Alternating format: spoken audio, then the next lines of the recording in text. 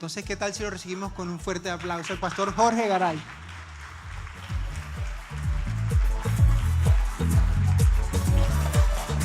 Buenas noches. ¿Cómo están? ¿Cómo me gusta Barranquilla? ¿Cuántos barranquilleros aquí? ¿Cuántos hinchas del Junior? Que perdieron con América, me dijeron.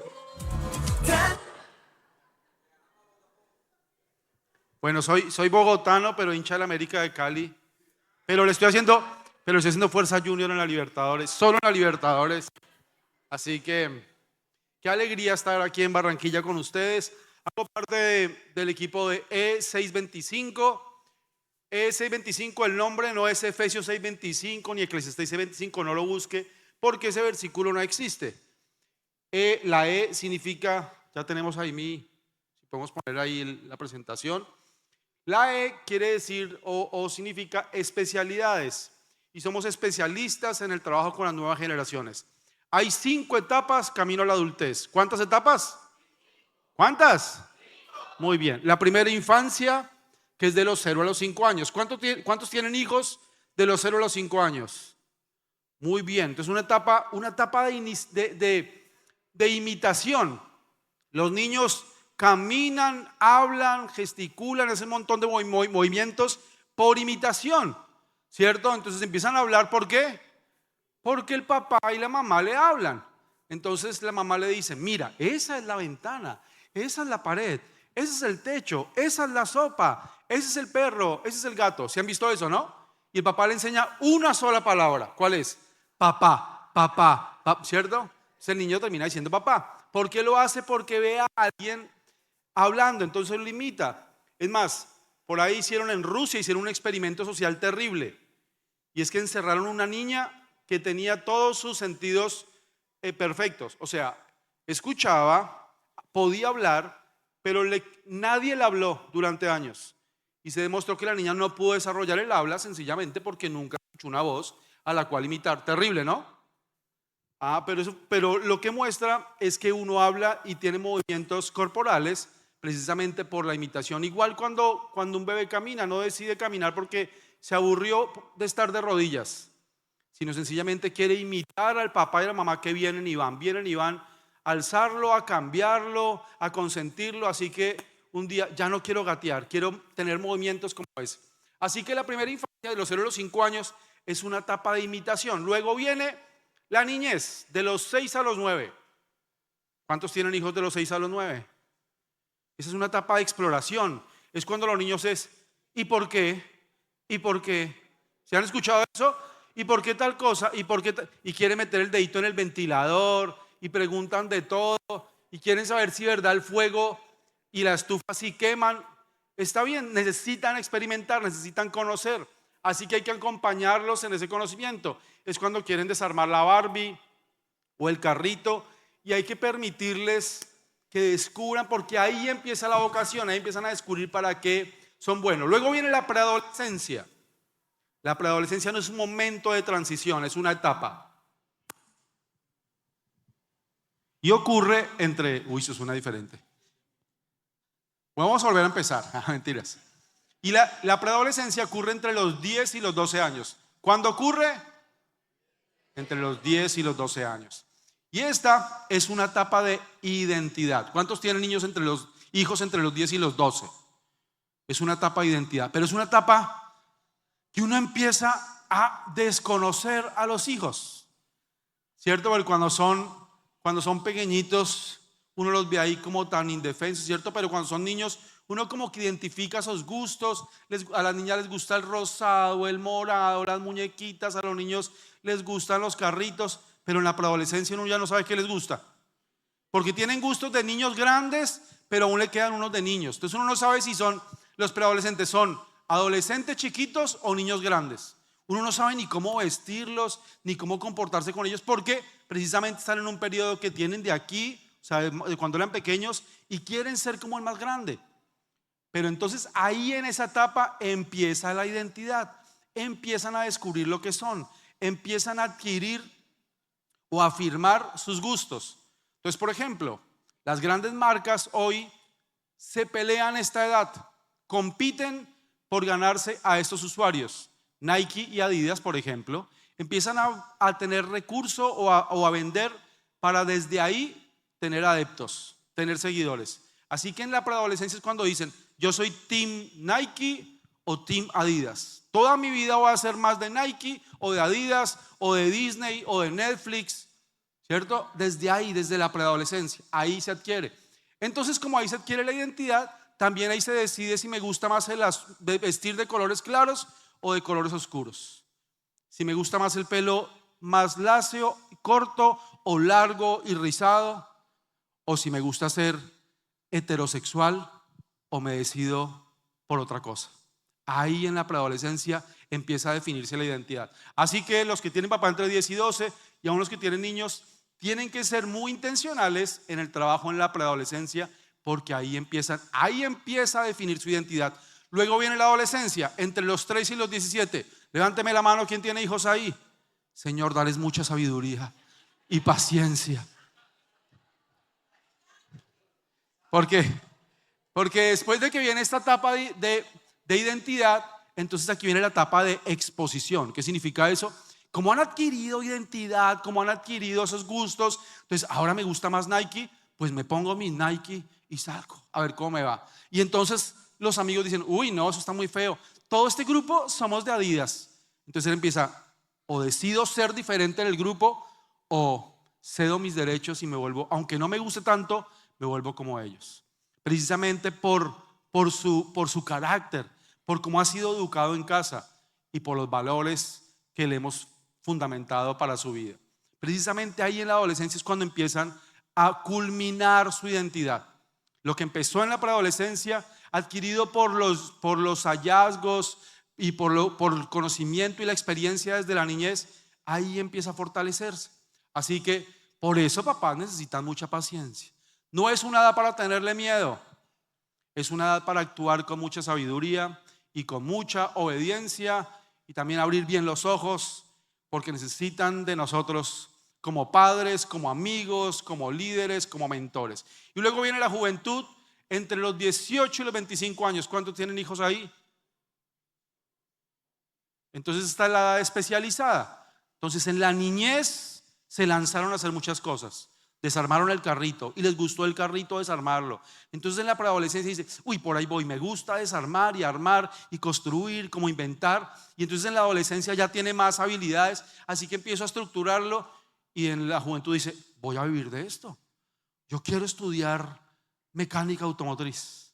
Precisamente cada etapa del desarrollo trae algo. Entonces se especializa en un oficio, ahí encuentra su vocación, pero también ahí cómo se especializa, pues cuando uno empieza a pulirse en un oficio, y estoy utilizando la parte intelectual como un ejemplo, pero también en las relaciones socioafectivas y en algunas otras áreas, el perfeccionamiento viene a partir de los fracasos, a partir de no hacerlo todo bien, sino hago mal, hago regular, ahí voy puliendo hasta que lo hago a la perfección, así en cada área de la vida.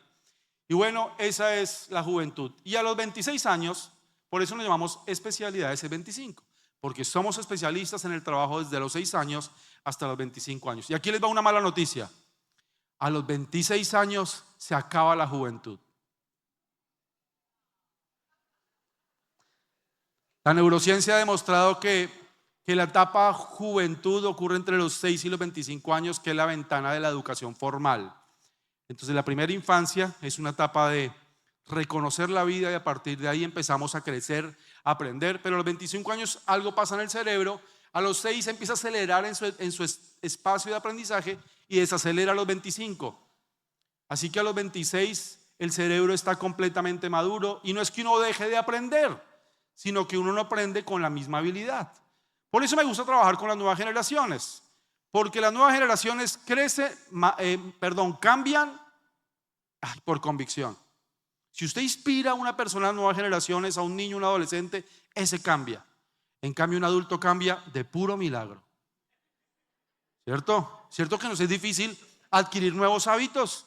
Pero usted a un niño lo tiene ahí 2 semanas, 3 semanas, el mismo hábito, y lo agarra. Pero yo después de la pandemia, yo hacía mucho ejercicio antes de pandemia. En serio, créanme, yo hacía ejercicio. Pero en pandemia dejé de hacer y después salir ha sido un complique, volver a hacer deporte. ¿Por qué? Porque estoy en una etapa diferente. Así que la juventud se acaba a los 25, pero luego viene la adultez joven y es una maravilla ser adulto. No tengo que andarle rindiendo cuentas a mis papás. Y eso es maravilloso y tenemos que animar a las nuevas generaciones a que alcancen la adultez, porque la adultez es maravillosa. Lo que pasa es que las nuevas generaciones no la quieren afrontar porque la madurez es igual a responsabilidad. Y no queremos asumir la responsabilidad. Y eso sobre todo le va para a los varones. A los varones sí que nos cuesta asumir responsabilidades. Así que necesitamos adultos responsables y menos hombres de 40 que se crean adolescentes. Así que de eso se trata especialidad ese 25. Muy bien, así que yo vengo a darles, estoy contentísimo porque me contaron que es la primera vez que juntamos. ¿Dónde está la gente de la iglesia? No, pero qué emoción. ¿Dónde está la gente de la iglesia? Qué gritería, hermanos. ¿Y los del colegio? Toca darle sopita o changua. La changua es buenísima para eso. La changua, ¿les gusta la changua? Es una delicia la changua. Muy bien, entonces estoy feliz de que estén del colegio, de la iglesia. Miren, las escuelas de padres, los talleres de padres son una maravilla. Normalmente acudimos a espacios que es donde convocamos padres con la idea de que me hablen de los hijos. Pero acudan a talleres de padres para aprender a ser papás. La mejor herramienta para ayudar a tus hijos es cumplir tu rol a cabalidad. No aprender sobre tu hijo, sino aprender a cumplir tu rol. Y si lo haces bien, vas a poder ayudar a gestionar a tu hijo su edad. No querer entenderlo a él cuando ese ni entiendes tu rol. Hicieron un estudio en neurociencias espectacular. A los hijos les pusieron sensores en su cerebro y querían ver cómo era el estímulo a palabras de los padres. Está comprobado que los papás, los varones, son los que afirman la identidad. Entonces traen afirmación a los hijos. Así que expresiones como eres hermosa, eres inteligente, eres muy bueno para este oficio, eso depende del papá. Lo aprende mucho más fácil un hijo o una hija de parte del papá. Ahora, ¿quiere decir que el que tiene mamá, solo mamá está fregado? No, déjeme terminar el estudio.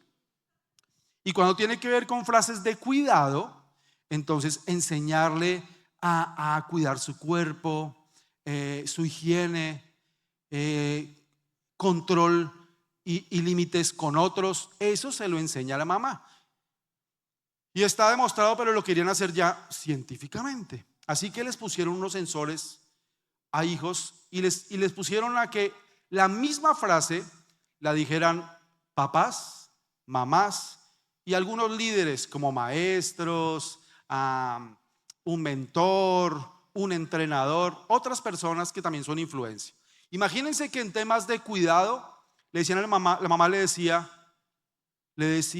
tienes que ponerte la ropa adecuada para la temporada, por ejemplo, invierno o verano, ten cuidado de no protegerte. Y entonces crea un estímulo en los hijos. Temas de cuidado al pasar la calle. Entonces el cerebro se estimulaba, tenía un brinco muy alto. Y cuando el papá le decía exactamente la misma frase, el estímulo era muy pequeño. Así que dijeron, ¿qué hay que hacer cuando está solo el papá? Entonces pues hay que hacerlo, repítele la frase varias veces. Y cuando se le iba repitiendo, entonces iba subiendo el estímulo. A una sola frase de la mamá, adivinen cuántas veces la tuvo que decir el papá para alcanzar el mismo estímulo. 19 veces. Una frase de cuidado de la mamá, el papá tenía que repetirla 19 veces. Ahora en frases de identidad y afirmación como ay, eres tan lindo, eres tan bueno para el deporte, el papá la decía una vez y ¡boom! Adivine cuántas veces la tuvo que repetir la mamá para que creara el mismo estímulo. 19 veces. Exactamente proporcional. ¿Qué quiere decir eso? Perdóname. Pero aquellos que piensan que la familia no debe estar compuesta por un hombre y una mujer, de verdad que es que hasta la ciencia lo demuestra. Ahora, ¿qué quiere decir? Por ejemplo, en mi caso, yo crecí solo con mi mamá. Pues, ¿qué tuvo que hacer mi mamá? Pues lo que dependía de mi papá, que un día se largó de la casa, perdón la expresión, pues mi mamá, ¿qué tenía que hacer? Pues repetirme muchas más veces para que yo lo creyera, ¿cierto? Ella me decía que yo era bonito, yo esa no se la creía, pero me la dijo tantas veces que terminé creyéndomela. Así que, papás, mamás, a algunos nos toca la tarea más difícil, otros estamos casados y podemos, ¿cierto?, acompañarnos, pero eso muestra que el diseño de Dios es perfecto.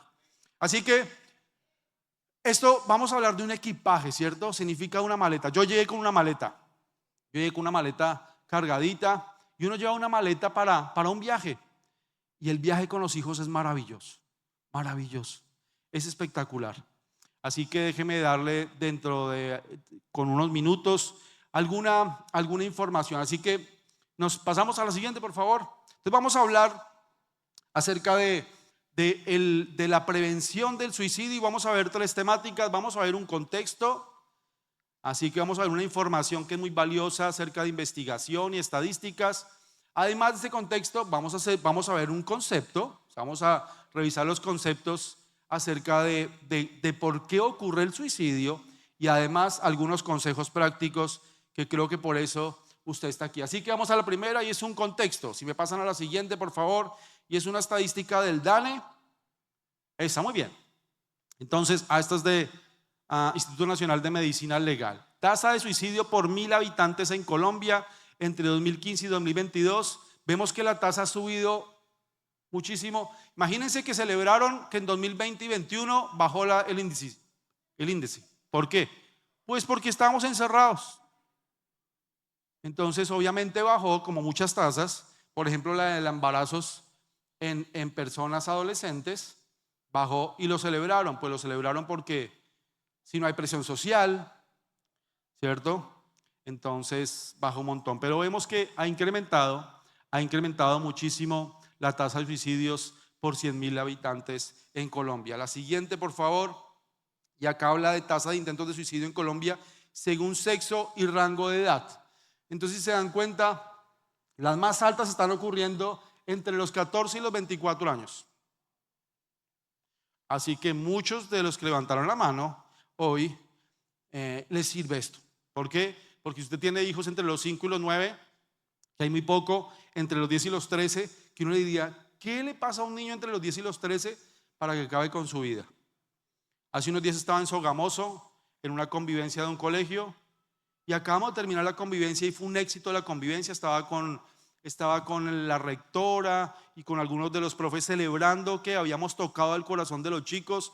Estábamos ahí celebrando y nos cuentan que en el centro de la ciudad, un adolescente exactamente a la misma edad con los que estábamos, 14 años, en una zona comercial, se lanzó desde un tercer piso y pues el chico quedó muy mal herido, intentó suicidarse y no murió, pero estaba muy mal de salud.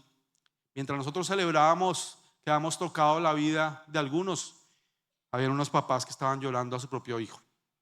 Y esa es la realidad de nuestro país. Así que la tasa, si ustedes se dan cuenta, va de los 14 a los 17 es muy alta y luego por ahí entre los 30 y los 34 empieza a descender. Pero las juventudes y el adulto joven está sufriendo mucho. Vamos a la siguiente, por favor. Intentos de suicidio por edad. Entonces se dan cuenta, más o menos, como dice la estadística, es más alta y va disminuyendo a partir de la edad. En pensamientos suicidas, en Estados Unidos es el país con promedio más alto, 35%, y Colombia está en un 29%. Pero esto es tremendo. Esto quiere decir que casi 1 de cada 3 de nuestros adolescentes tiene un pensamiento suicida. 1 de cada 3. Piense usted ahorita en 3 adolescentes que tiene cercano. Aquí hay algunos que lideran adolescentes. Piense que 1 de cada 3 está pensando, sobro en este mundo, no sirvo para nada. Es posible, si yo no existiera, sería mejor la vida para mis papás. Muchos de ellos están experimentando y pensando eso. Bueno, en intentos de suicidio, el primer país es la India y Colombia es el 4.º país a nivel global. Colombia es el cuarto país a nivel global con un 11%. 1 de cada 10 adolescentes está intentando quitarse la vida. Y hay algunos, y la gran mayoría, que lo logran. La siguiente, pensamientos suicidas, intentos de suicidio y promedio global. O sea, ¿cuáles son las razones? ¿Por qué intentan quitarse la vida? Bueno, aquí hay 7 razones. Confusión en la identidad de género, víctima de acoso en línea, atracción por personas del mismo sexo, depresión, uso de drogas recreacionales, altos niveles de ansiedad y uso de alcohol. Si estamos en la misma. Normalmente me preguntan cuál es la diferencia entre la primera, y acá hay un escalón, en la primera y la tercera. ¿Está claro o hago la aclaración o lo aclaro más bien? ¿Está claro? ¿Lo explico? Bueno, voy a pasar con la tercera. Atracción por personas del mismo sexo. Es un hombre que ya tiene atracción, ya tiene un gusto, ya lo verbaliza, ya dice, me gusta otro hombre. Es una mujer que ya dice, me atrae, me gusta, quiero tener una relación con otra mujer. Ese es el tercero. Y obviamente sentirse diferente, ver que es diferente a lo normal, entonces eso hace que pueda tener pensamientos o intentos de suicidio. Soy un bicho raro, no puedo con esto, la gente me va a juzgar, señalar, me va a apartar, mis papás me van a odiar por esto, mejor me quito la vida. Esa es la tercera. La primera es la confusión en la identidad de género que usualmente ocurre en la preadolescencia. Y hoy los estudios demuestran que casi todos los hombres tienen un momento de la vida donde tienen esa confusión. O sea, no saben si les gustan los hombres, las mujeres, si son hombres, si una mujer, ¿qué son? Hay personas, entonces es más usual en los hombres que en las mujeres. Por eso dicen que casi cada hombre le ocurre. No a todas las mujeres. Pero puede ser que sea solo un pensamiento. Entonces un hombre que dice, entonces imagina así rápidamente tomándole la mano a otro hombre o hasta besando a otro hombre. Perdón que yo sea tan escueto, ¿no? La gente está así como, no sé si no hablan así, pero así hay que hablar con los hijos. Así hay que hablar con los hijos de manera directa. Entonces, por ejemplo, un hombre se imagina abrazando a otro hombre o besando a otro hombre y dice, uy, no. Y lo saca de su mente, listo. Ese fue su pensamiento. Eso fue la confusión de identidad de género. O sea, llegó un pensamiento y lo rechazó de una. Yo soy heterosexual, listo. Pero hay otros chicos que les empieza a rondar la cabeza y se queda ahí. Les voy a dar un ejemplo. Yo espero que me siga viendo como con autoridad y respeto, pero les voy a contar mi historia. A los 10 u 11 años yo me di cuenta de una cosa. Mi mamá es hermana de 13 hermanos, o sea, de 12, ella es la 3, era la menor. Y cada uno de mis tíos tenía por lo menos un hijo varón. Y yo empecé a darme cuenta que muchos de mis primos varones eran un poquito diferentes. Eran un poquito amanerados. Sí, eran extraños. Pero yo tenía 10, 11 años. Y un día iba en un bus. Yo iba en el bus. ¿Usted siente que lo están mirando, sí o no? Y entonces yo veía que me estaban mirando, yo mirando por la ventana y volteé a mirar al señor y el señor se miraba para otro lado. Yo dije, en Bogotá lo que uno piensa es, me van a robar. Claro que yo era chiquito hace muchos años, pero igual la inseguridad siempre ha existido. Y entonces yo volteé a mirar y él miraba para otro lado. Pero en un momento se cruzaron las miradas, él me miró, yo lo miré. Y el hombre lo que hace es mandarme un beso. Yo tenía como 11 años. No se ría, hermano. Mentira, mentiras. El tipo me mandó un beso, yo me esquivé, pero me lo alcanzó a poner por acá. Esa fue una experiencia, la primera experiencia incómoda para mí que un hombre, en un bus me mandara un beso. La segunda experiencia, había pasado por ahí un año, 12 o 13 años tal vez, estaba en una cafetería con mi mejor amigo, acabamos de jugar fútbol, estábamos tomándonos una gaseosa y llega mi amigo, se para al baño e inmediatamente llega un hombre y me pasa una servilleta con un teléfono y me dice, llámame. Otra vez otro hombre. Me dijo, llámame. Yo llamé y no contestó el hombre. Segunda, no llamé, ¿no? Aclaro, no llamé. Para los que están grabando, no sé qué, graba en completo. Entonces, Segunda experiencia súper incómoda. Y la tercera, otra vez estoy en un bus. Mi hermana evangelizaba en todo lado, mi hermana mayor que yo, y se sube en el bus y evangeliza. Para los que llevan muchos años en el evangelio se pueden acordar de evangelismo explosivo, que era un método de evangelización. Y se paraba uno en el bus y decía: ¿ha llegado usted el convencimiento en su vida espiritual que si muriera hoy iría al cielo? Hay unos que dicen: uy, yo me acuerdo de esa pregunta. Se les nota la edad, ¿cierto? Y entonces ella empezaba a evangelizar y hablaba del cielo y del infierno y hacía la oración de entrega sin pena, y que habían 20 personas en un bus. Entonces dice: ¿quién quiere hacer la oración de entrega? Y un jovencito dice: yo. Ella se sienta al lado de él, empieza a hablar con él todo el camino. Ya cuando nos vamos a bajar para la casa, yo voy por el lado y ella me presenta con el muchacho, nos bajamos, ella le dio el teléfono para invitar a la iglesia, llama a la casa, pero no pregunta por mi hermana, pregunta por mí. Eso le pasa a uno cuando es lindo. ¿Qué hacemos? Entonces pregunta por mí y me empieza a hacer preguntas acerca de Dios, de la iglesia. Y yo era muy pequeño, yo no sabía qué contestarle a muchas cosas. Así que yo le quiero pasar a mi hermana y dice: no, es que me incomoda hablar con tu hermana, es que es mejor entre hombres. Y me dice: ven, y si nos tomamos un café. Y yo no. O sea, y además yo pensaba era en preguntas bíblicas y espirituales que yo no sabía responder. Y él insistía en hablar conmigo, insistía. Yo ya le paso a mi hermana: no, espera. Y el tipo me manipulaba porque era un adulto. Hasta que me dice: ven, te tengo la última pregunta. Y yo: dime, ¿qué piensas de los hombres que le gustan a otros hombres? Y yo: que necesitan ayuda de Dios. Y le colgué el teléfono. Así que ya 1, 2, 3 salí corriendo a la iglesia a preguntarle a mi líder y a contarle lo que me estaba pasando. Entonces oramos, se preocupó por mí, pero yo no sabía qué hacer. Entonces les conté que en mi familia yo veía gente extraña. Así que yo empecé, sí, a asociar. Y un día viene un primo a visitarme, un primo que era un poquito gay. Y entonces yo le pregunto, porque estábamos en un centro comercial, y le pregunto, íbamos caminando, él caminaba y no se le veía, era todo un macho, caminaba así, era todo grandote, corpulento. A él se lo notaba cuando hablaba, eso botaba pluma para todo lado. Pero mientras no hablara, era todo un varón. Y fue extraño porque íbamos caminando y un hombre le pasa una tarjeta. Así, sin hablar, le pasa una tarjeta de presentación. Y mi primo la agarra y dice, y apenas se va el hombre, me dice a mí: ya tengo plan para esta noche. Entonces yo le pregunto: ¿y usted cómo hizo para? Él, ¿cómo supo que usted era gay? Dijo: no, es que uno se reconoce por la mirada. Imagínense que pensó un muchacho de 13 años. Pues que mi mirada era mirada de gay.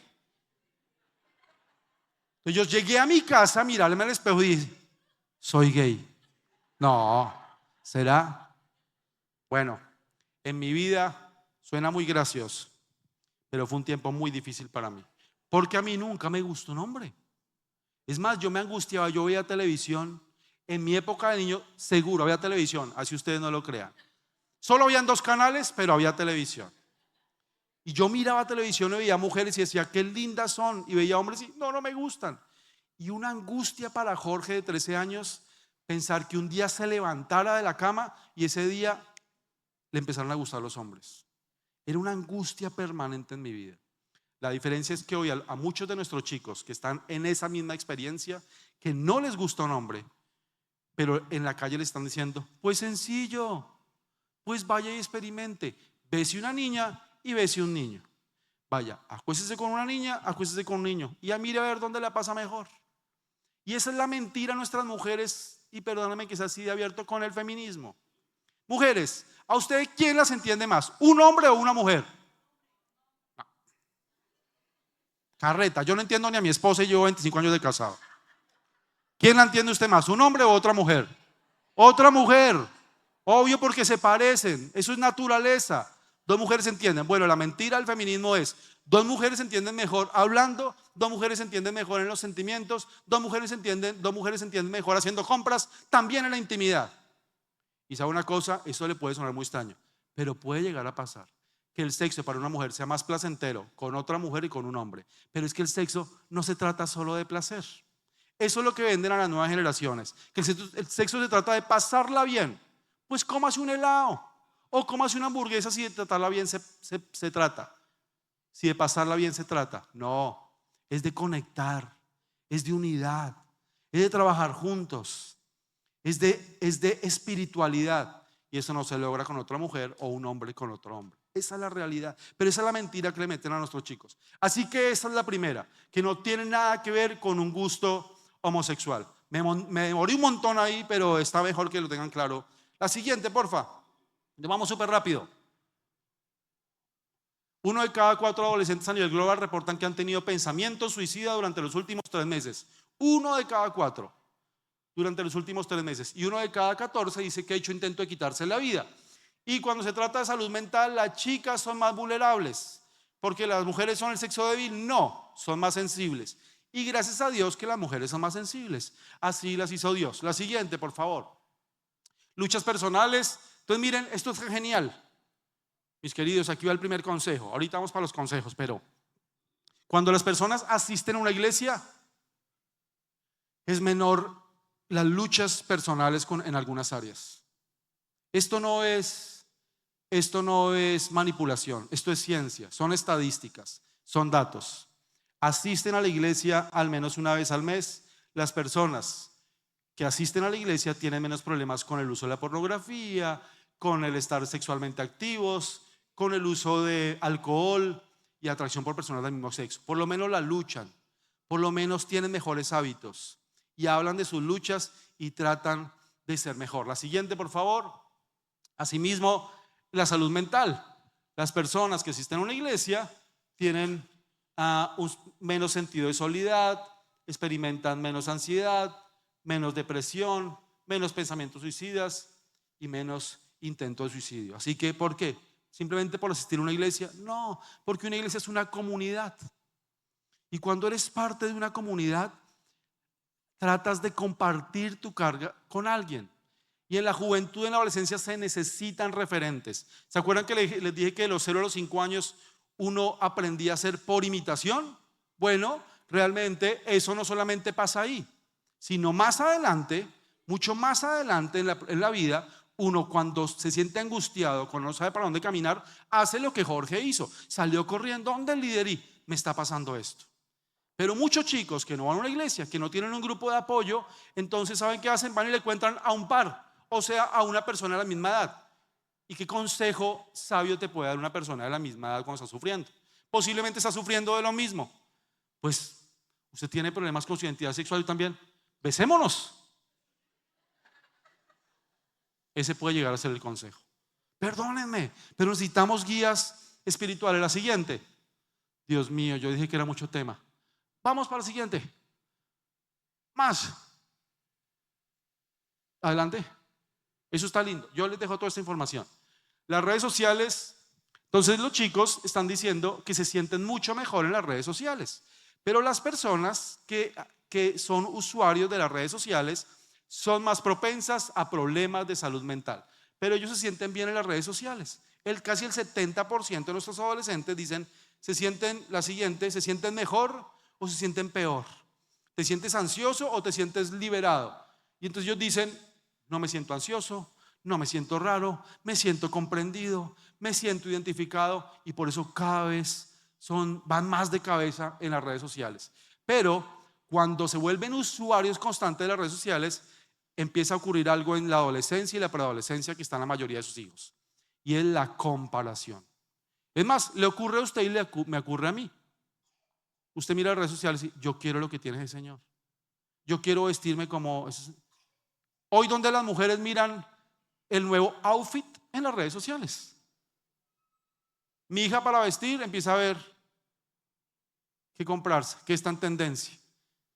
Y está bien si lo miras solo como para un consejo, pero muchos empiezan, no puedo tener esto, esta está muy flaca, toda flaca, yo gordo, todos son blancos, yo soy negrito, todos tienen, yo no tengo, y empieza a bajar su autoestima y da cabida a pensamientos suicidas porque no tiene, porque nació en un hogar que no tiene cosas, porque sus papás no son tan buenos como otros y demás. A la siguiente, por favor. Vamos a la siguiente. Ahí lo que les hablaba de las redes sociales, interactúan en redes sociales, cuánto duran jugando, se la pasan chateando, ven videos aproximadamente 2 horas diarias. Un chico, y viendo videos, ustedes no saben la cantidad de videos nocivos que ve un adolescente. Así como usted ve videos propositivos, Hay un montón de youtubers que se ponen a hablar de la vida y ellos mismos son conscientes de que saben de todo y no saben de nada. No son expertos en algo. Yo me divierto viendo Auronplay o a Ibai o al Rubius. ¿Este man de quién está hablando? Pues de lo que ven sus hijos. De eso estoy hablando. Y estos que ven sus hijos, ellos dicen que no son expertos en nada, pero ellos les ponen un tema y ellos hablan de lo que ellos creen o su posición de alguna área de la vida. Pero los que los están consumiendo juran que lo que estos hombres están diciendo es la pura verdad. Y entonces copian la idea de una persona no estudiada y la apropian para sí. Entonces por eso tenemos gente votando por cualquiera. Tenemos gente, yo no he dicho nada, hermano. Tenemos gente estudiando cosas para lo que no son buenos y tenemos gente con hábitos muy nocivos. La siguiente, por favor. Se me acabó el tiempo y apenas iba a la primera. Bueno, muy bien. Bueno, no está nada bien, pero vamos a hablar del concepto. El suicidio sucede por una catarata, no ocurre de la noche a la mañana. Un suicidio no ocurre porque hoy me levanté y hoy siento que sobro, entonces quiero acabar con mi vida. No, es un proceso. Y el proceso arranca con sentimientos de fracaso. Luego los sentimientos de fracaso viene una crisis. Luego esa crisis se convierte en una depresión y en un caso extremo termina en el suicidio. Un sentimiento de fracaso no es solo un dolor por haber incumplido o no llegado a una meta. Ese es un sentimiento de fracaso. Pero hoy muchos empiezan este proceso sencillamente por el temor al fracaso. Muchos de nuestros chicos los cuidamos tan bien. ¿Cuántos de aquí crecieron en un hogar disfuncional como yo? Yo crecí solo con mamá. ¿Cuántos de aquí crecieron en un hogar con necesidades? No tenían tantas comodidades. Bueno, este grupo de personas, entre los dos estaba yo, normalmente crecemos con una idea, que a mi hijo no le falte lo que a mí me faltó. ¿Cuántos dicen amén a eso? ¿Cierto? Y claro, uno quiere eso. Si a mí me faltó, si yo tuve este vacío, esta necesidad, pues que a mi hijo no le falte. Craso error el que cometemos. Gravísimo. Está bien que quieras suplir las necesidades básicas a tus hijos, pero hemos cometido un error y es que les estamos evitando el sufrimiento, el dolor. Estamos evitando que ellos aprendan a ser resilientes, a ser más fuertes, sencillamente a entrenarse para la vida. ¿Por qué tú has llegado hasta aquí? Por los fracasos de la vida, porque te dolió. ¿Por qué yo intencionalmente hoy soy un buen papá? Porque mi papá fue un desgraciado y no quiero ser como él. Así sencillo, se los digo. Pero cometí un error que empecé a ser demasiado sobreprotector con mi hija mayor. Mi hija mayor salía a montar bicicleta y pareciera un robot. Yo le ponía pantalón largo, camisa hasta aquí, guantes, codera, hombrera, rodillera, almohada para la nalga. O sea, yo no quería que ella se golpeara. Ella salía a montar bicicleta y, papi, no puedo caminar. Porque yo no quería que sufriera. Entonces yo pensaba, mi hija cuando tenga 15 años va a querer ponerse un short, una falda, una minifalda y va a tener las cicatrices en las rodillas. No. Entonces yo pensaba ideas tontas.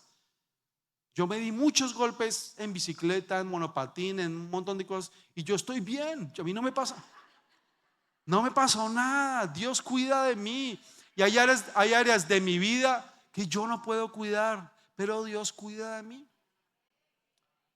Así que Dios me enseñó a ser protector, pero no sobreprotector. Entonces, el sentimiento de fracaso es lo primero y puede empezar solamente con un temor al fracaso.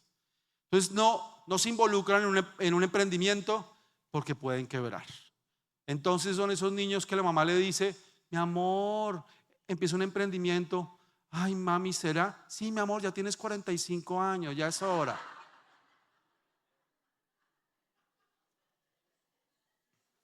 Si se ríe es porque sabe de quién estoy hablando.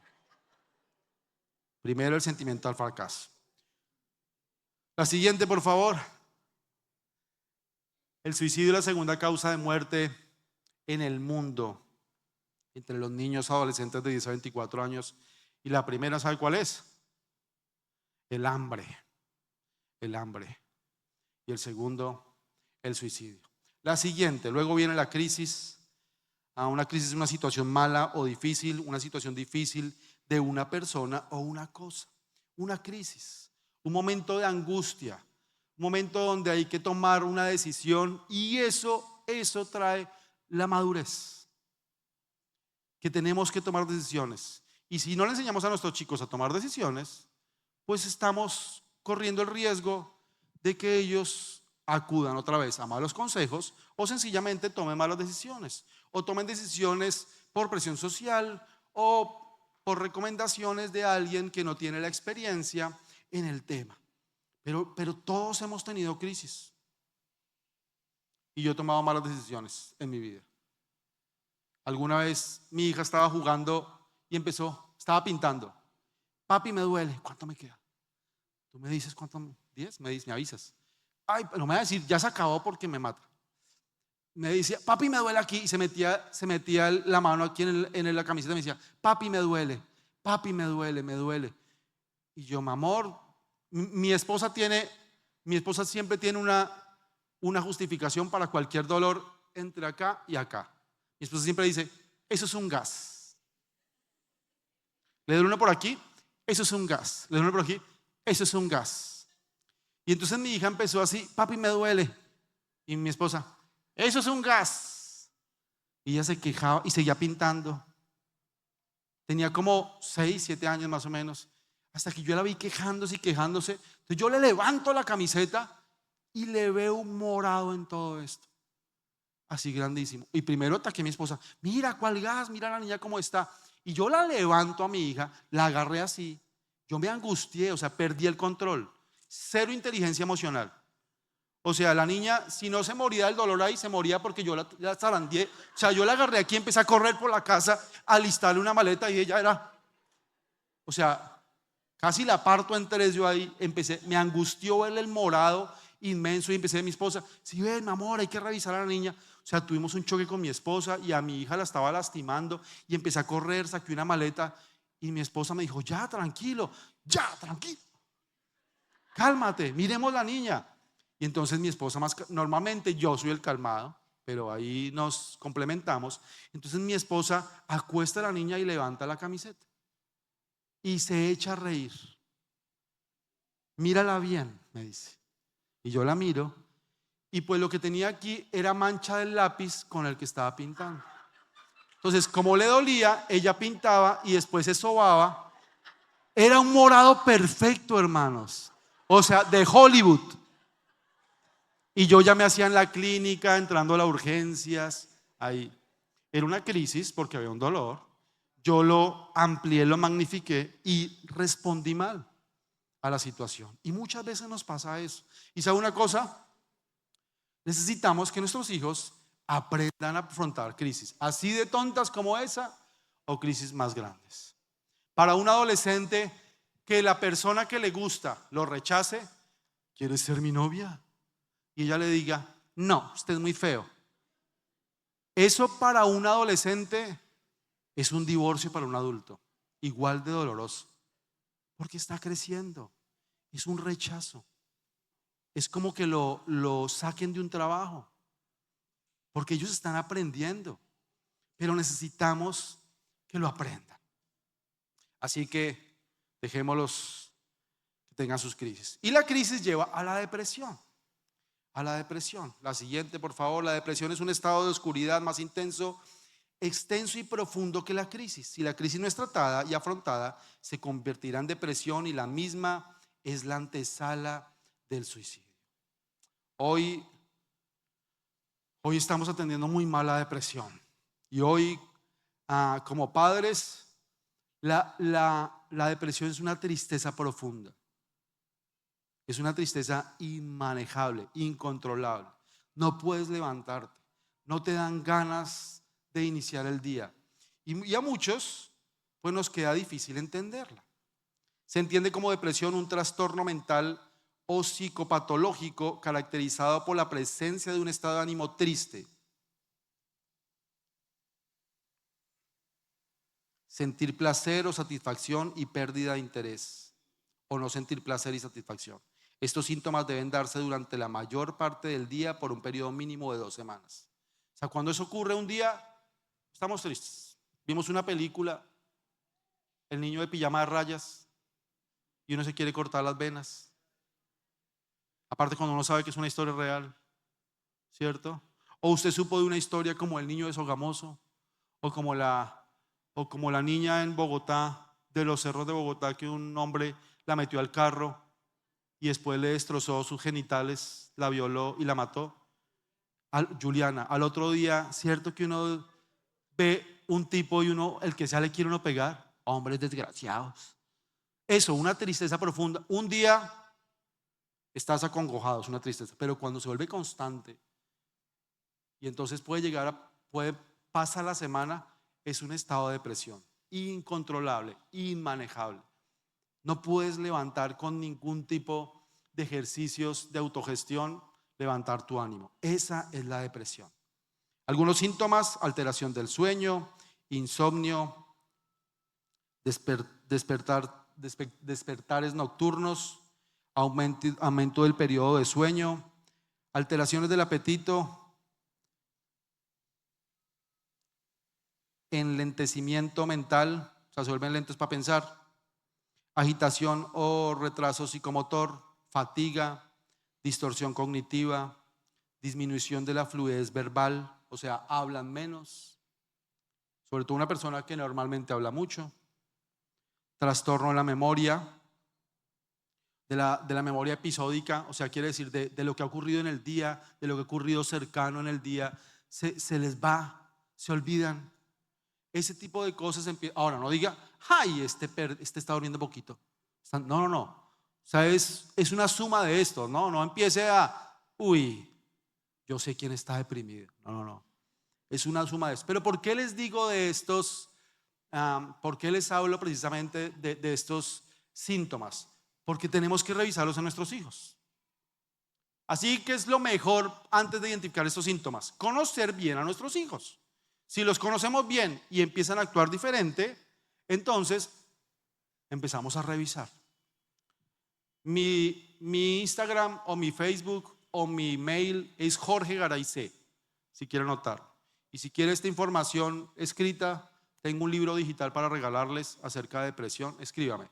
No tiene que seguirme en redes, pero me escribe. Jorge Garay C en Facebook, en Instagram, en Twitter, o Gmail, Hotmail, Yahoo, es igualito. Jorge Garay C, escríbame y le mando esto. Porque es que me dieron poquito tiempo. Tiempo en televisión es corta. Mentiras. Gracias por darme tiempo. Pérdida de la vitalidad, de la creatividad, de la iniciativa típica de la juventud. Se pierden. Sentimiento de desesperanza, pesimismo sobre su futuro. Esta es muy llamativa en los adolescentes. O se empieza a ver que todo lo ven pesimismo acerca del futuro. Ellos ven todo pesimista, pero de la actualidad. No les gusta el profesor, no les gustan los compañeros, no les gusta el equipo de fútbol cuando pierde 4-1, nada de eso. Eso es normal, pero cuando empiezan hacia futuro, hacia lo que van a estudiar, lo que pueden llegar a ser, y lo ven de una manera pesimista, pongan mucha atención. No es que estén depresivos, es que puede haber una crisis en su vida. O sea, recuerden que estamos atendiendo la crisis para que no llegue la depresión, para que no llegue el suicidio, porque la depresión es la antesala al suicidio. Cuídense de la depresión. El Salmo 55, el siguiente, versículo 2, 4 y 8. Por favor, óyeme y respóndeme, porque mis cargas me agobian, mi corazón se angustia dentro de mí. El terror a la muerte me domina, temblando estoy de miedo, sobrecogido estoy de terror. ¿Quién tuviera alas como paloma para escapar y reposar? Yo volaría a los lejanos desiertos y allá me quedaría. De toda esa tormenta escaparía a algún refugio. Hasta en la Biblia hay personas depresivas.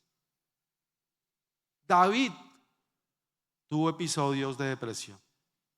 El siguiente, Salmo 77, el 1 al 4. Clamo al Señor para que Él me escuche cuando estoy en medio de grandes problemas.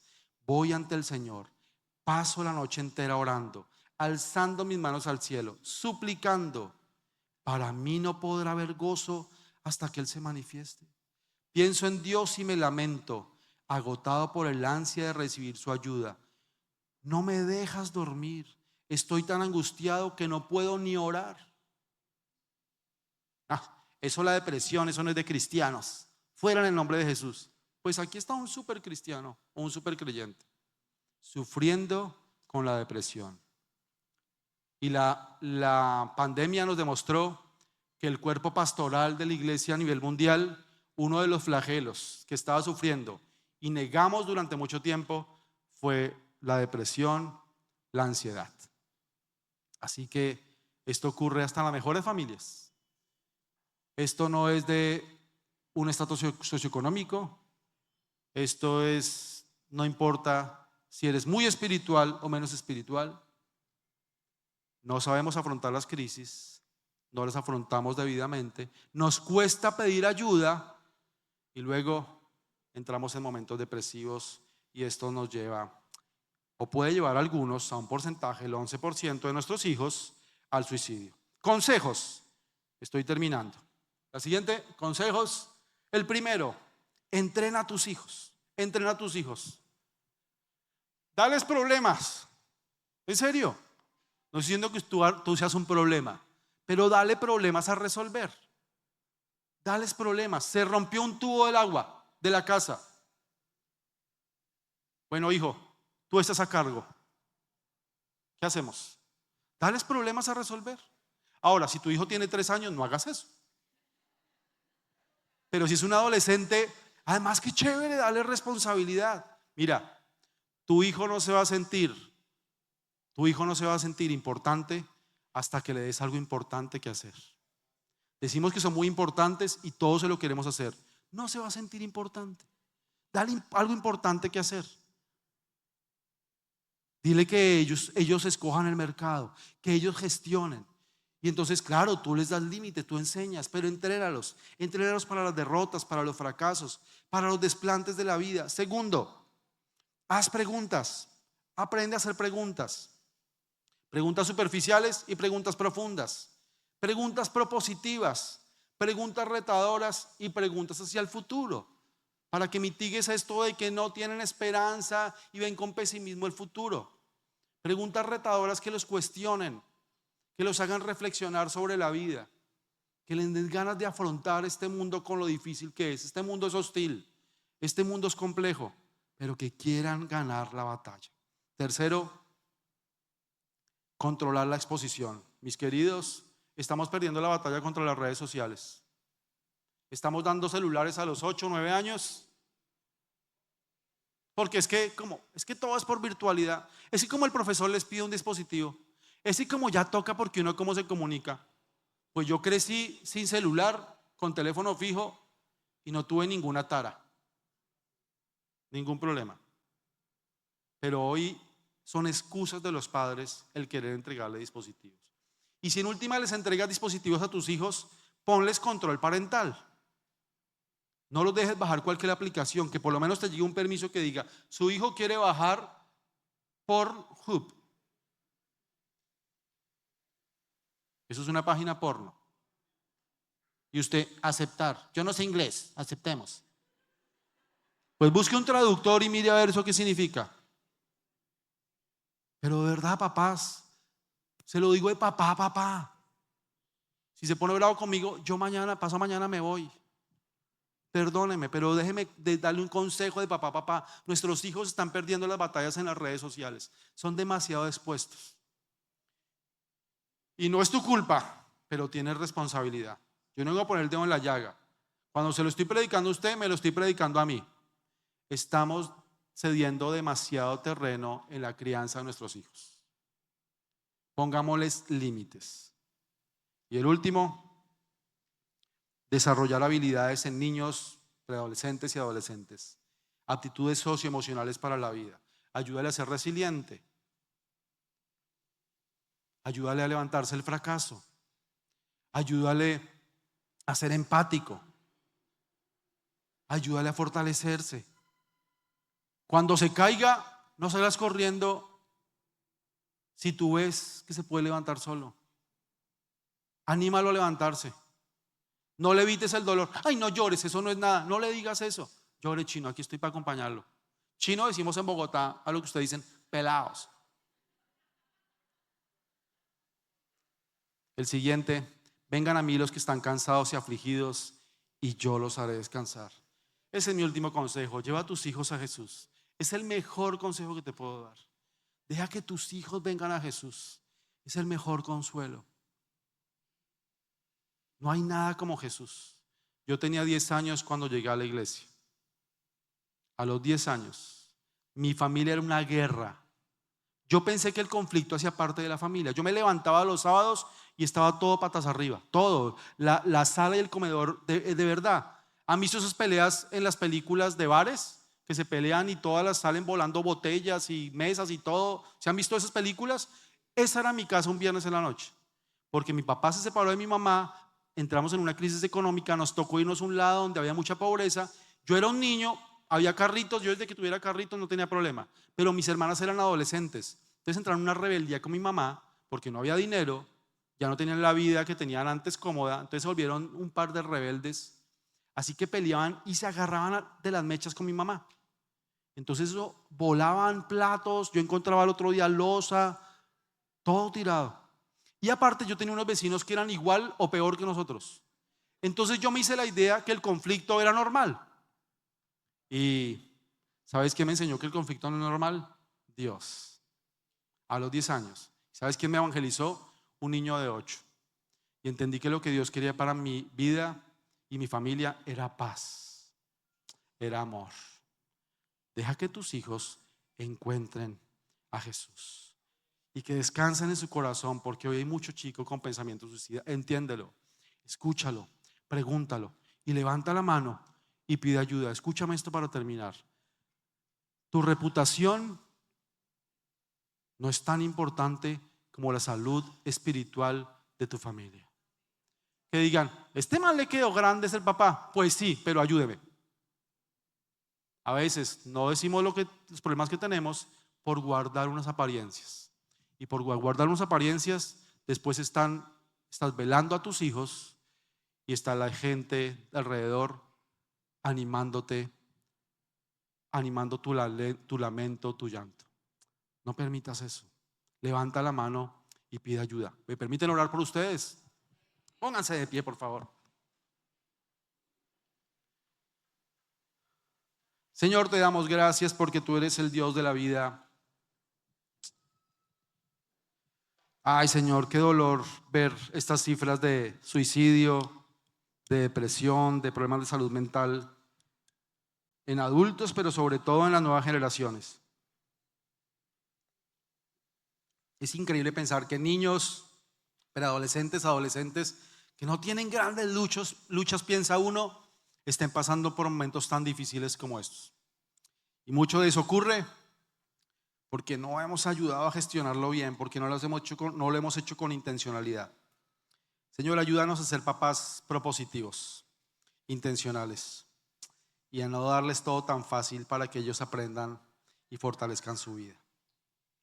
Ayúdanos, Señor, a entrenarlos para la vida, no darle las cosas demasiado fácil. Ayúdanos a cuestionarlos, a indagarlos, a andar pendientes de lo que está pasando por su vida. Que no demos por sentado que está bien, sino ayúdanos a incomodarnos y a preguntarles sobre sus relaciones socioafectivas, sus relaciones personales, sus retos, sus metas, cómo se ven de cara al futuro.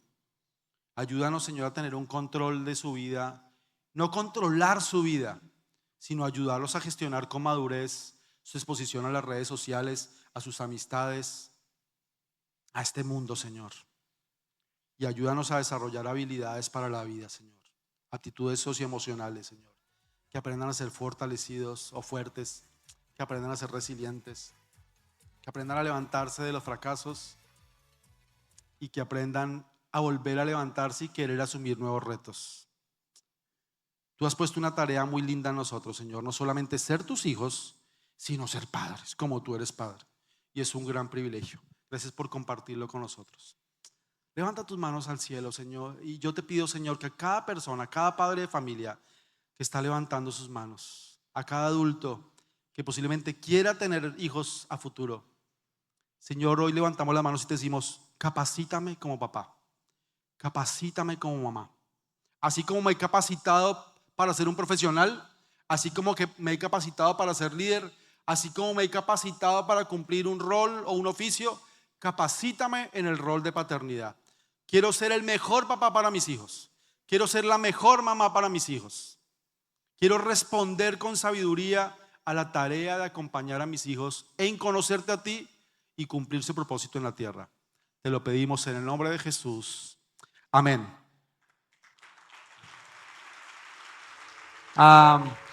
Entren, gracias. Entren a e625.com y van a encontrar un icono azul que dice Padres. Y ahí donde dice Padres, entren y van a encontrar mucha literatura gratuita que les puede servir a cumplir su rol. Que el Señor los bendiga.